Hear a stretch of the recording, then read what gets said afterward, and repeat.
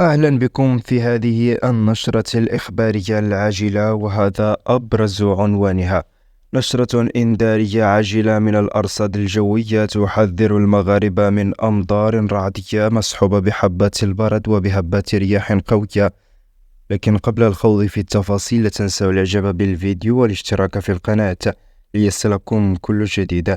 وفي التفاصيل، أفادت المديرية العامة للأرصاد الجوية بأن زخات رعدية من 30 إلى 60 ملم مصحوبة بحبات البرد وبهبات رياح مرتقبة من الثلاثاء إلى الخميس بعدد من مناطق المملكة. وأوضحت المديرية في نشرة إنذارية من مستوى يقظة برتقالي أن هذه الزخات الرعدية من 30 إلى 40 ملم مرتقبة اليوم الثلاثاء من 2 زوالا إلى 11 ليلا بكل من إقليمي وادي الذهب وأوسرد.